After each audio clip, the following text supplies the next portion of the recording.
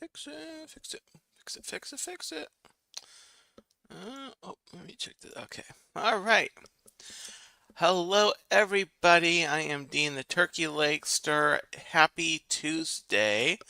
Welcome to Let's Talk Turkey. This is the stream every Tuesday, most Tuesdays, that I go live and I chat with you on just anything goes, basically. And I've got a pretty good topic tonight, and I'll be getting into that in just uno momento. I hope you all having a great day. Had a pretty good day today. Um, nothing, nothing like super like headlining.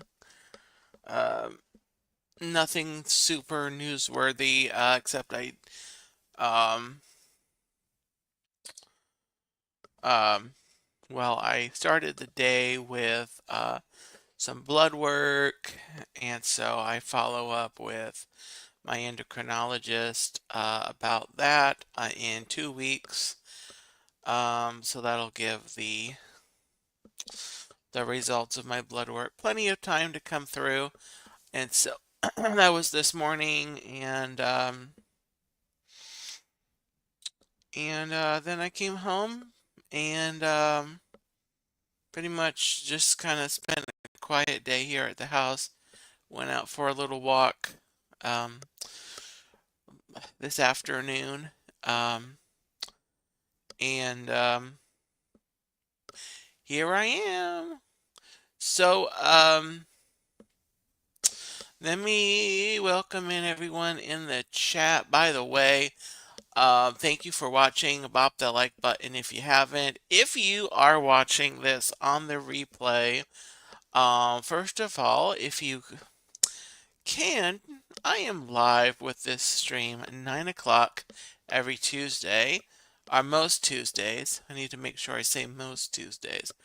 Um, so you're welcome to try to join me or join my stream Once Upon a Turkey Leg on Thursdays, which is also at 9 o'clock p.m. Eastern Standard Time. All times are Eastern Standard Time. So let me scroll up here and say hello. I got a few friends in the chat. Tina McNeil, hello. Hi, Dean. I'm glad to be here. I'm glad to be here too. I'm glad you're here. I'm glad I'm here. And hello to Chuck as well. Amanda, hello. How are you? Happy Tuesday to you. Jason Thibodeau, hello. Good evening. Happy Tuesday. Happy Tuesday. Mark Langenkamp, hello, greetings. Happy Tuesday. I hope you all had a good President's Day yesterday. Dawn, Hitchhiking Bones. I'll highlight this one. Hello. Hello, hello, and howdy. Great to have you in the chat. Yesterday, guys, was and Gloria Thibodeau. Hello, hello, hello, hello. Um, yeah, yesterday I did a live stream from Lou Gardens. I guess this is gonna go ahead and be the in case you missed it. I don't have a banner set up for it, but yesterday I did on the channel a live stream from Lou Gardens that's here in the Orlando area, and I had a nice little stroll around looking at the flowers, and they have a fun exhibit that they uh, just debuted or launched at the beginning of February around the gardens, and so that stream is on the channel. I did that yesterday. During that stream, I shared a video that I actually put on the channel a couple years ago, and it's a memorial video for my dad who passed away, and it's been 3 years as of yesterday, and I did this video where I sang the Irish folk song Danny Boy, and I present this a slideshow of um, some pictures of my dad, um, of him through the years, and so I was able to share that on yesterday's live stream. And so that, yeah, thank you, Don. That is the stream for that. That is the link for that live stream. So if you missed it, I encourage you to check out that stream and that memorial video. And so it was kind of a melancholy, bittersweet uh, day yesterday. And on my way home, I did stop by. I spent a few minutes at the cemetery um, where my dad is buried, and yes. So anyway, yeah, guys. So, oh, thank you, Don. Yes, I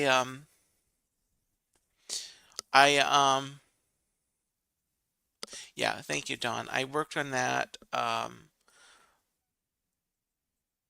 As I do with all my content, but that one was, I kind of struggled with a few takes of the singing, of my singing, my vocal. Um, I even thought about recording a new version of it, but I decided against that um, over the weekend, because I think that I think I sang okay. I think that it is what it is, and so yeah. Um, so back in October, I did a live stream, and here is the main. We'll move into the main topic for today. Oh, sorry, squirrel. Before I do that, last week we on my Valentine's Day stream, I put a poll. I pinned a poll up into the top of the chat asking everybody if they were excited. I think the question was, are you excited about Valentine's Day? And I think I shouted it out throughout this stream a couple times. And not surprisingly, I ended the stream. I had a great stream, by the way, last week, as I do every Tuesday.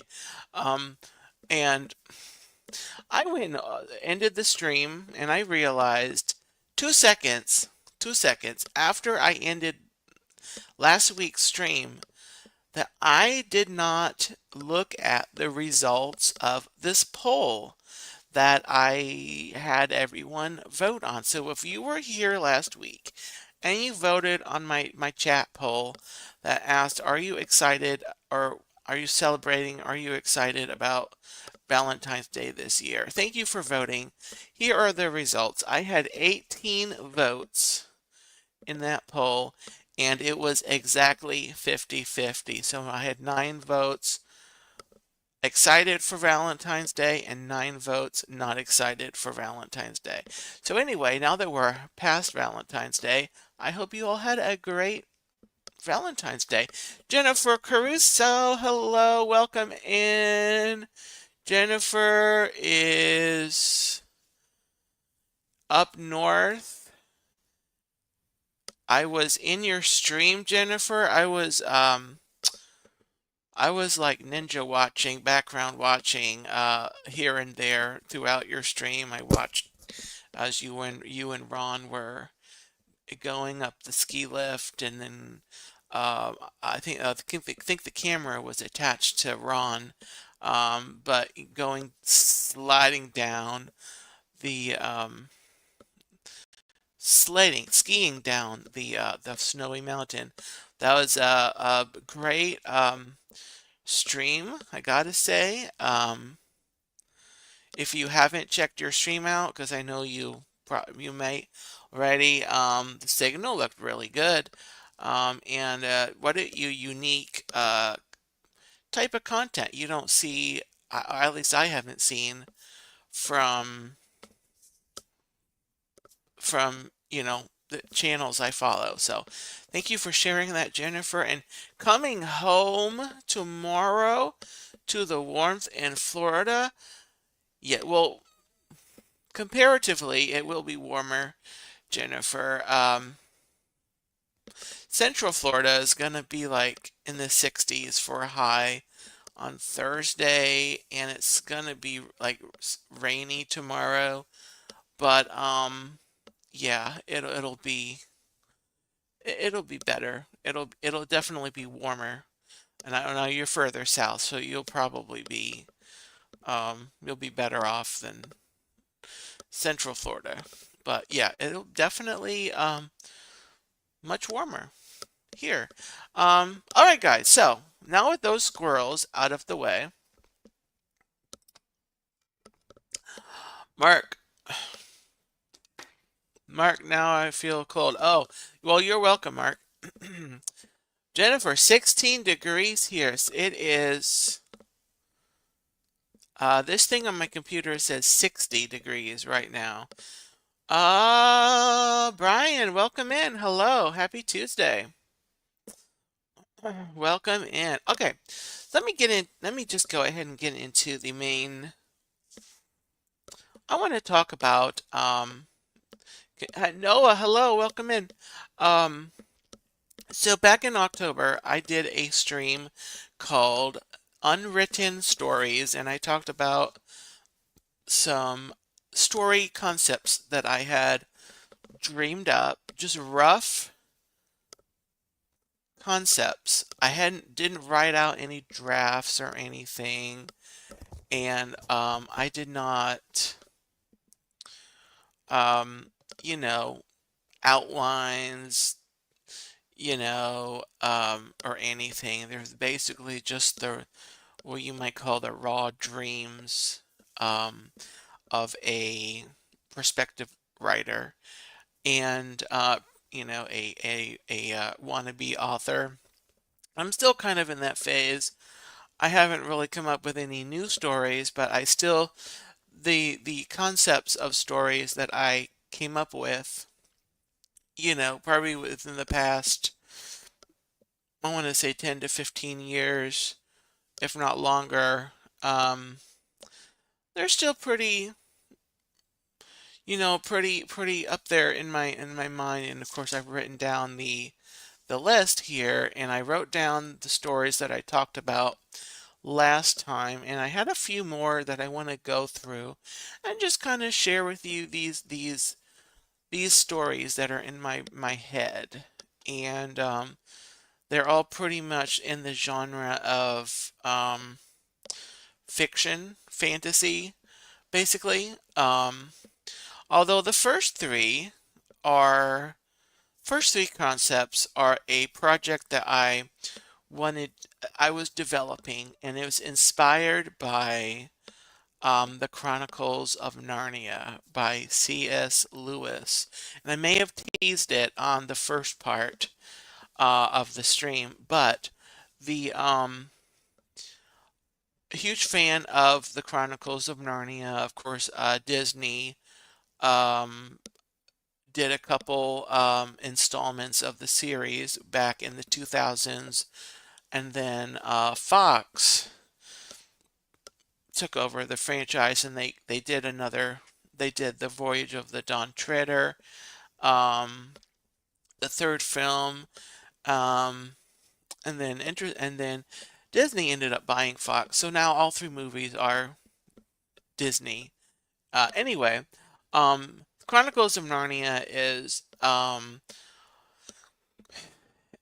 if you're not familiar with the Chronicles of Narnia, it is a seven volume, seven volume story talking about, and it basically children that are transported through one way or another to this magical land called Narnia, and there's talking animals, there's dwarves, there's centaurs, there's there's a witch, there's stuff and giants and stuff. Dave Stragan, welcome in. Hello, hello. Happy Tuesday. So anyway, huge fan of Narnia. I was kind of thinking, okay, I want to kind of maybe see if there's a way I can tell a kind of a fan fiction kind of a thing and kind of come up with a story based on Narnia, the Chronicles of Narnia, that C.S. Lewis wrote. And so one idea that I came up with, and um, I think this was before Disney did Maleficent, but I came up with the idea that it would be really interesting to get a backstory to the White Witch. We meet the White Witch in The Lion, the Witch, and the Wardrobe. We also meet her through her queen name, her actual name, in The Magician's Nephew. Um, Here for the comments. Hello. Not exactly. Not exactly. Disney didn't really steal my idea. Disney remade the stories, or did, the stories, and I'm kind of my idea for this was a backstory to the White Witch, but we get clues. There are missing pieces. I look at it as there's kind of the details that you get in the Chronicles of Narnia served as, and there weren't a lot of details, by the way. There are not a ton. There are some, but there's not a ton. Um, um, it kind of serves as a skeleton, and I'm just trying to put some meat on the story because um, we're introduced to the witch, to the queen in The Magician's Nephew, and then she's actually not in Narnia. She's in her kingdom where she lives, which is a place called Charn. And in that story,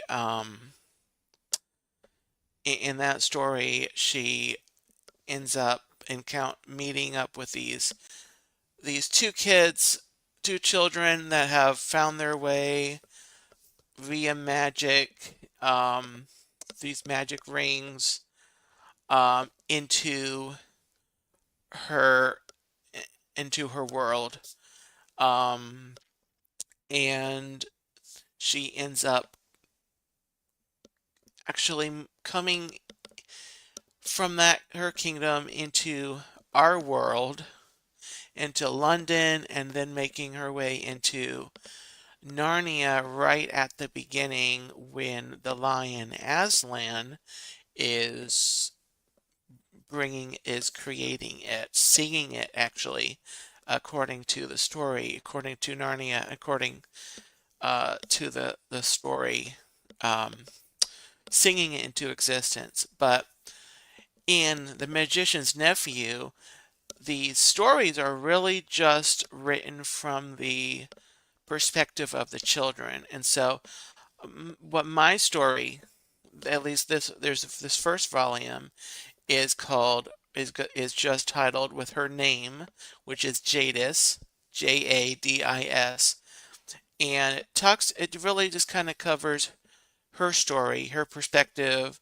a little bit of her in her kingdom, and then her meeting the children, her making her way into Narnia, and then the feelings that she feels, and the thoughts, and her as kind of the bad guy, if you will, entering this king, being in this kingdom, and she actually goes to the north, and then she's up there for many many years. And so, what does she do up there? That's what my story kind of explores that, and then she comes back to Narnia, and she starts the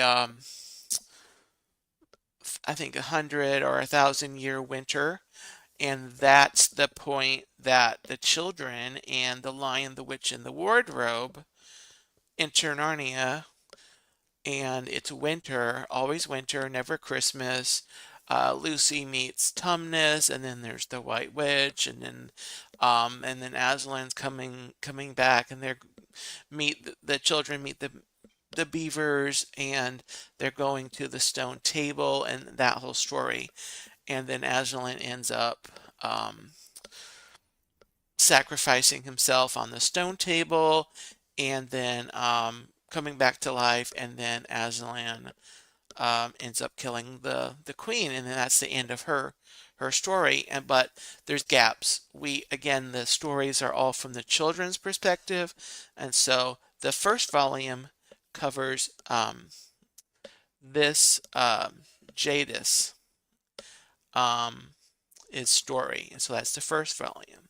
Then I kept thinking around that time, um, I was made aware that The Wicked, the musical, the story, um, kind of tells the story of the two witches in The Wizard of Oz, the two wicked witches, um, and it kind of plays on the fact that they are. It takes from the fact that they are sisters, and so I thought, okay, I was kind of working this story in my mind around the time, and I thought, well, what if this Jadis had a sister? And so um, I knew that we have this other lady who we don't know a lot about in the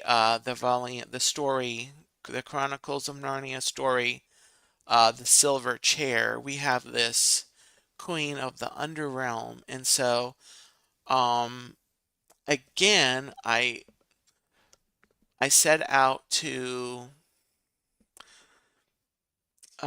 look at the details that C.S. Lewis gives us, and kind of I came up with this story how this second sister, and I forget the name that I gave the sister, but she's referred to as the Lady of the Green Kirtle um, in part of the story. Then she turns out she is the queen of the underrealm, and she's um, in the north. She's going to invade Narnia from the north, and so this story kind of takes a little bit of a storytelling liberty, um, because there's possibility that Jadis doesn't actually have a sister. Um, there was one theory that I saw actually that um, this lady, this queen um, of the underrealm, was actually Jadis's daughter, but I have not read anything to that evidence. I've not, you know, there's not a lot of like that I've read that would contradict my dream of um, this other queen being Jadis's daughter. So, and the story is that um, Jada's sister either follows Jadis out of Charn, or is banished earlier on in the story of the sisters, and then she is in Narnia, and she you know, when Jadis is there, she's trying to get revenge on Jadis, because Jadis would have been involved in the banishment from the world of Charn. And so anyway, that's the second volume, kind of a back telling, again telling this queen of the underrealm her background, and then her side, her story, and then how she eventually comes to her demise, which she does, which we see in the silver chair. Um, when the children go along with the if you read the story or hear the story, there's actually an audio presentation of the Chronicles of Narnia, which I haven't listened to that in years, but it was an excellent just a dramatization of the Chronicles of Narnia. But the children that make their way into Narnia at that point, they join forces with a creature called a marsh wiggle by the name of Puddleglum, and those three are in the kingdom, the underworld, and they end up rescuing the Prince of Narnia, Prince Rilian, who the Queen has captured many years before, and that's part of the story. So anyway, that's the second volume of that, and then there was a third volume. It was going to be a trilogy of stories about these sisters, kind of telling the backstory, how they kind of leading up to where, probably leading up to where Jadis would have banished her sister and how that all went awry. That would have been really where I could have really played with the dream of the story and kind of creating their backstory. And so anyway, that trilogy of stories was called the Sisters of Charn trilogy. And so those are those kind of backstory of Narnia, really fun. And I just had a lot of fun playing with that in my mind. And I still to this day still kind of think through that. It would be really fun to kind of maybe go and kind of try writing that story out at some point. So I do have a couple other stories I wanted to, just a couple story ideas that I wanted to kind of touch on for you guys. That these are some other dreams that I've concepts that I've dreamed up. Um, this one is called The Glove Master. This story is called The Glove Master, and this is kind of inspired by, I kind of thought about along the lines of just partly the Charlie and the Chocolate Factory. Um, Partly because in the Glove Master there is there is a magician who has these magical gloves, and with these gloves um,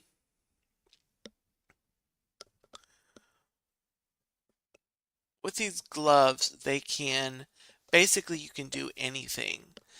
And the Julie, welcome in. Happy Tuesday. So with these gloves, the glove master, this magician has created these gloves that you can basically do anything with the gloves. And it's been fortunate that this magician is a good man, a kind soul, and does not want evil. And he's aware that in the wrong hands, you can do a lot of things. You can do a lot of evil things. Um, if you were of the that ilk, um, of that mind to do evil. And so similarly to the where Willy Wonka looks for a someone to inherit his chocolate factory, his chocolate kingdom, this glove master has this incredible thing, and kind of sets out to find a child, in the country, who will who will be worthy to take the gloves and to continue to be the glove master, because the glove master, even though he can do a lot of things, he has become ill and he is dying and he can't give himself, you know, the healing with the gloves. That's one thing he cannot do. He can make things, he can do things, other things, for other people. But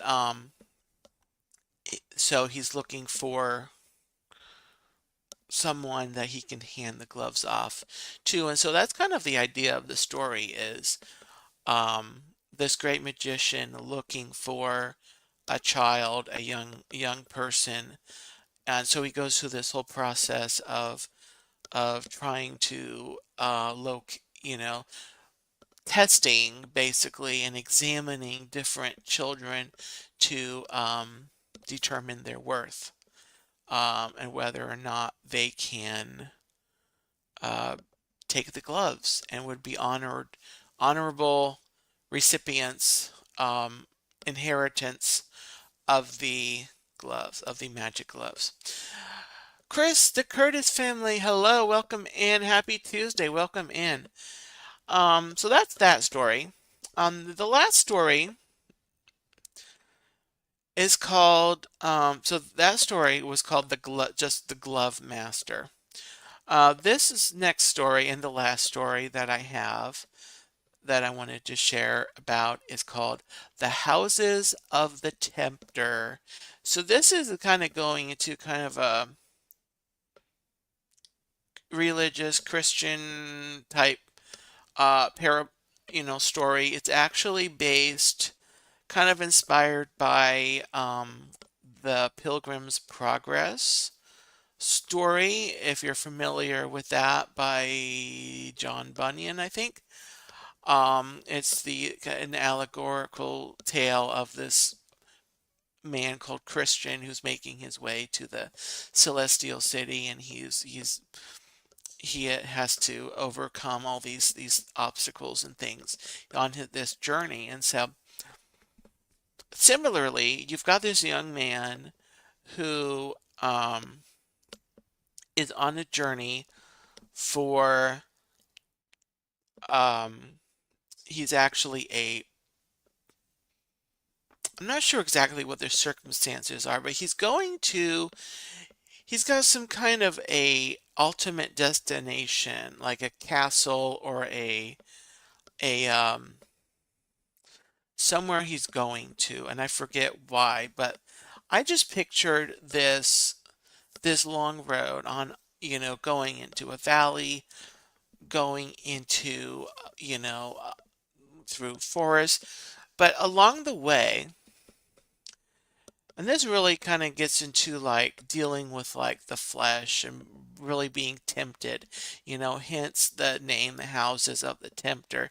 Along the way, the road just stops. The road doesn't stop, but you have to go through a house.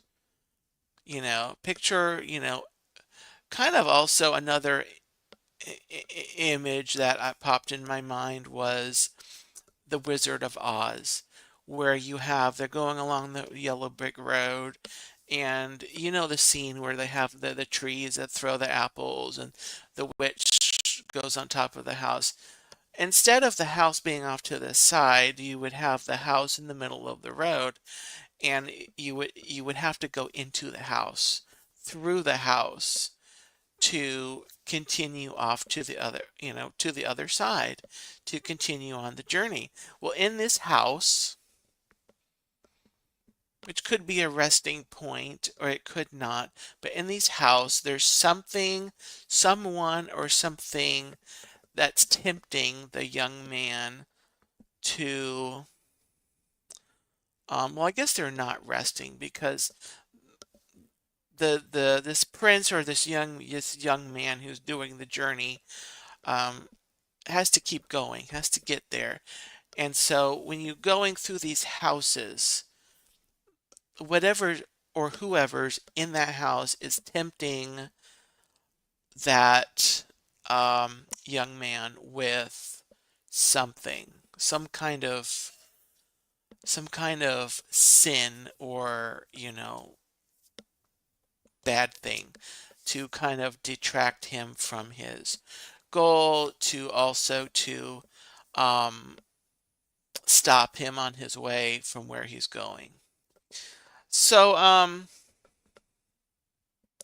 that's basically, and there's a lot of these houses, the young man might make it through, um, the house might break away and make it onto the houses, and that each temptation that he encounters gets more intense and more, you know, the temptation is harder to break free, to overcome. And so that's kind of the basic concept of that story. And so anyway, those are the stories. Those are basically the stories so those, along with I talked about 7 stories in the first part of this of Unwritten Stories. And so if you missed that live stream, the link to that stream is in the description of this video. And you can go watch that stream, and I to watch those ideas. You like Charnia? Yeah. So yeah, the other kingdom is called Charn, and then Narnia is what I call Aslan's kingdom. And so yeah, that's probably my favorite of those stories. Of the batch that I shared with you guys back in October, the story that I shared about, that's called Nita's Flight, is probably my top favorite of all of my story ideas. That was the one that's inspired by my friendship with the Juanita, who I worked with and I got to know, and this kind of the retelling of how I imagine her when she died, how she went to heaven. And so that story, I won't go into it all again, but I would say that is probably my most favorite story. And if I was going to actually sit down to write one of my stories, that would be it. Um, and then it would probably be followed pretty closely with the Sisters of Charn, or the Charnia uh, trilogy that I did. So anyway, those are the stories. I hope you I hope you enjoyed that. I hope you were interested. I didn't lose you anywhere along the way. And thank you for indulging me and let me share something out of the depths of my mind. So for a few minutes, um, I'd like to either related to my stories or anything else. I'd like to open up the floor to you guys for a little Ask Me Anything. You can ask me anything related to the stories, related to anything else. Doesn't have to be related to the stories. I'm going to open it up. If you have any questions for me about anything, I'm going to open it up right now for any stories, anything um, that you would like to ask me about anything. Could be Disney, could be anything.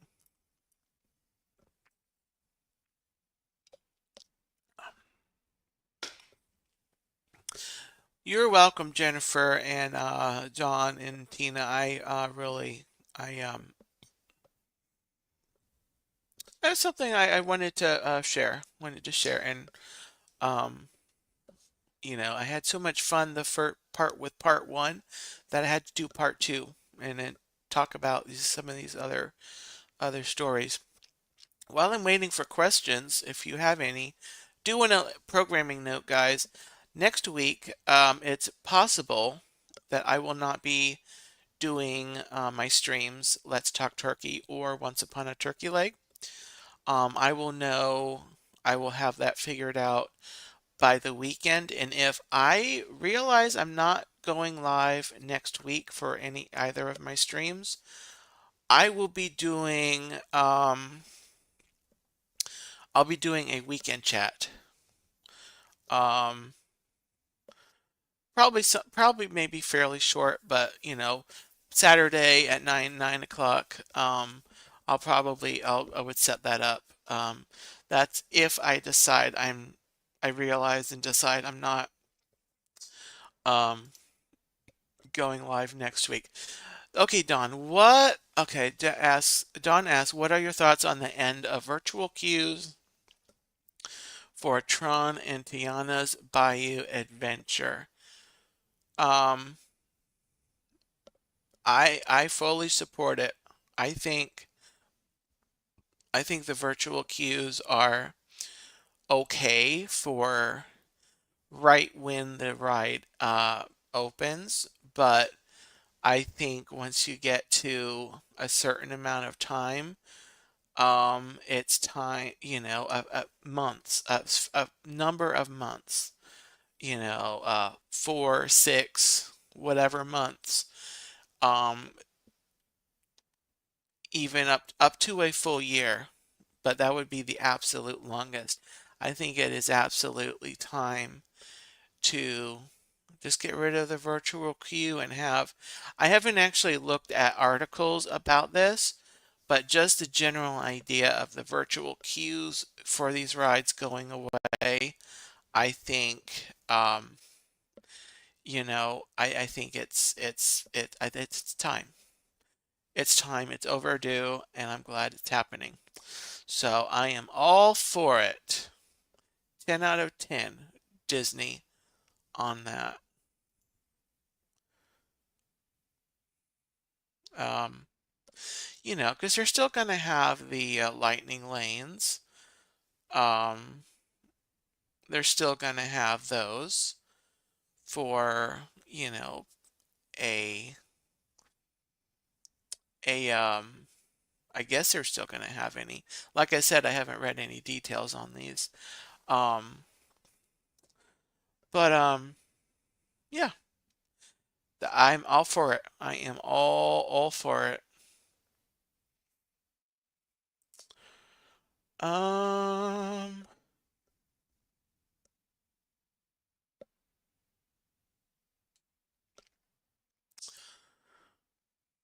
so what else? What else you guys um itching to know? Itching to know. My mind is an open book, which may or may not be a good thing.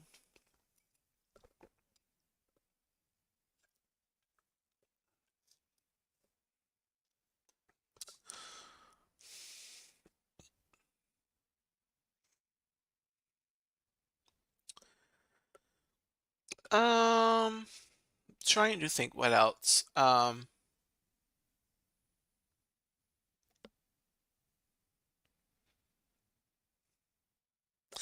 Oh, good question, Dave. As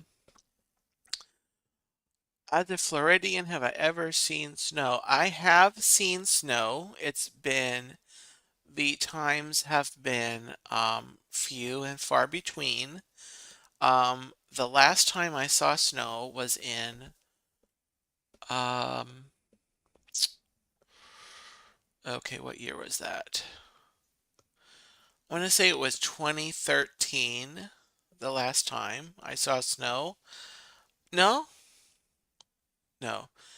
The last time I saw significant snow was in 2013. I technically saw snow last year around this time. I went up to New England and they didn't have any like snow on the ground or anything. But we did see some piles of snow on the side of the road. And then there was one day, I was at my aunt's house, and she's got some like a wooded area, and we went for a walk and it was really cold. I saw some flurries. It was definitely snow. Um, and so I technically did see snow last year. It would have been early February last year, about a year ago, a little more than a year ago. Um, but as far as snow, like on the ground, actual, significant snow, um, I would say it was 2013. I think it was 2013. It might have not been 2013. I'm thinking 2013. We were at my brother's house in Pennsylvania. And hi, Dave. Welcome in. Dave's Disney Dreams. Um,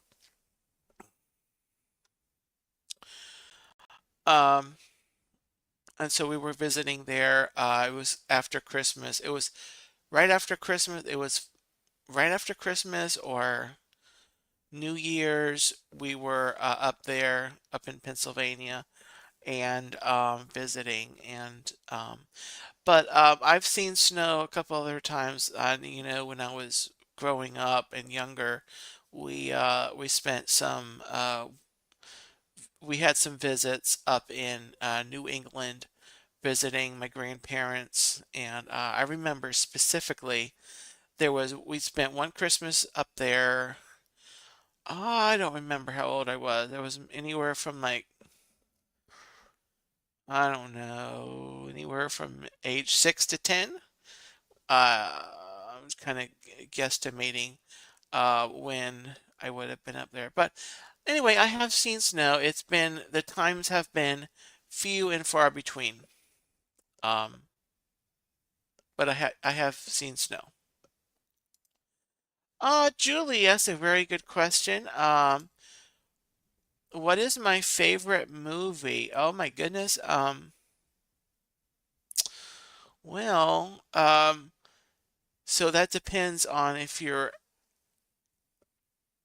asking about Disney or um I'm trying to think the ones I like.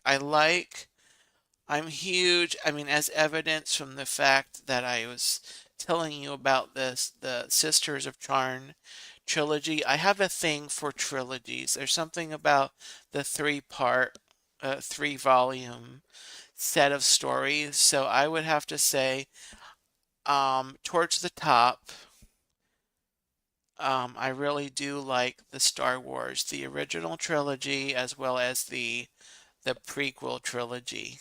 Um, all the George Lucas films. I like those. The movies, the soundtracks, the movie soundtracks.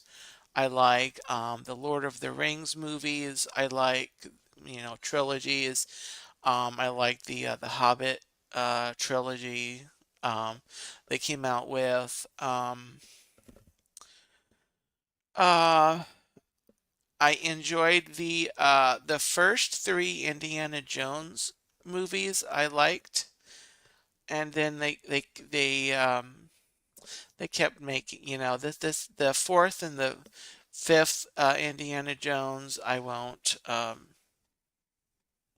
count, but the um the first three Indiana Jones I really like. So in general,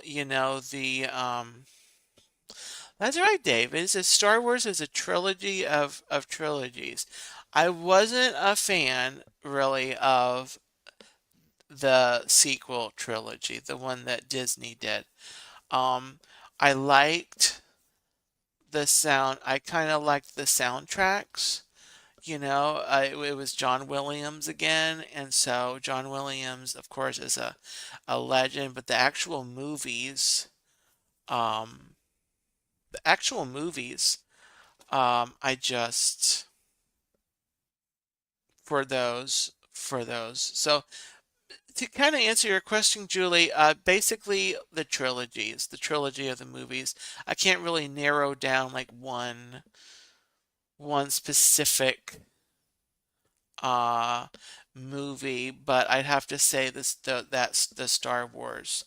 The those first 1 through 6 of Star Wars, I would have to say kind of go right to the top, along with the Lord of the Rings and the Hobbit. Lord of the Rings a little more than the Hobbit ones, but anyway, I hope that answers that question. Gloria asks a very important question. What got me started on the turkey legs? So, turkey legs, I started enjoying, I know for a fact. So, April of 20, what was it? 2009, April of 2009 through 2010, I had a Disney annual pass for 1 year. During that year, I went to Disney a lot. And I think during that time is when turkey legs became kind of a staple for me because I was going by myself. I needed something quick. And so I remember, at that time, Disney had turkey legs in all 4 parks. And so I remember getting turkey legs in all 4 parks. I can visualize now the spots in all 4 parks where I got them. So in Magic Kingdom, at the time, they were selling them in Tomorrowland at the lunching pad. In Frontierland, they had a cart there over, it was kind of in front of where not quite down where the country bears are, like across the way. It was probably more like where the store is, where the shop is, whatever what's called, where they sell all the pins, kind of across there. You know, on the side, it was just a snack cart.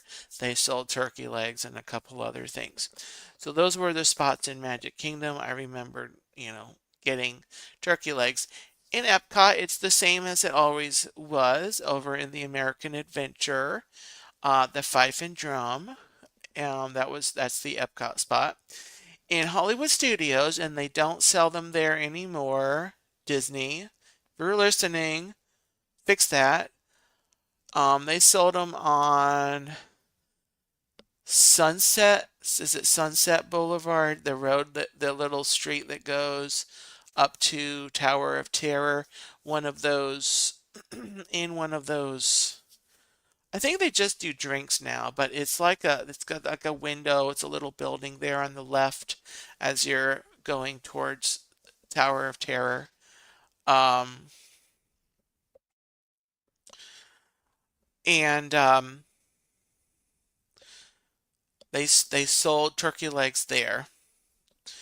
And then in Animal Kingdom, they sold them. I think it's still called this. They called it Trilobites, and it's the little place as you come off the bridge from Discovery Island into going into Dinoland USA, and it's a little place right on the right. And they used to sell turkey legs there. And so I remember getting turkey legs there. So during that year, anyway, I enjoyed turkey legs. And I think that's what kind of created the beginning of the love of turkey legs. And then just over the years on subsequent visits, I continued to have the turkey legs. And then, a few years back, I was looking for a handle for YouTube, and I realized that I wanted something that was connected to Disney, but not overtly Disney and even exclusively Disney. But the turkey legs from Disney are what my love of turkey legs is has come out of. So that's what the turkey legster came out of. So So that hopefully that answers your question, Gloria. And goodness, could I use a turkey leg right now? But um, I think that's gonna do it for the stream, guys. The Hitchhiking Bones, Dawn and will be live on their channel for Hitchhiker Chat coming up here in just a few minutes at the top of the hour, 10 o'clock Eastern, 9 o'clock Central. And so I don't want to step on their toes um, at all. I'm also want to watch myself um, personally. So I will let me send you guys over there.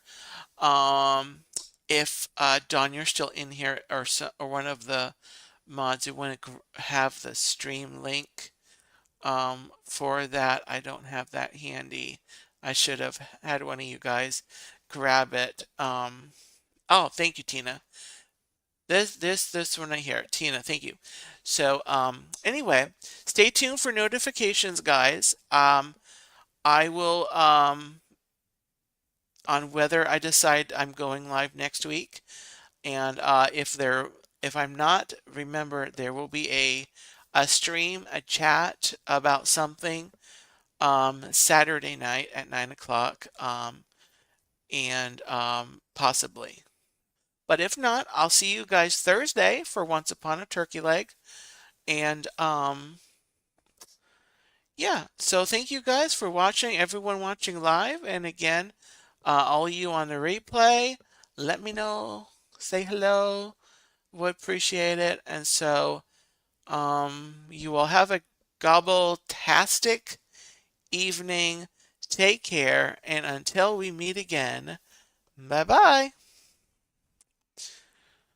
Do, do, do, do, do. Until we meet.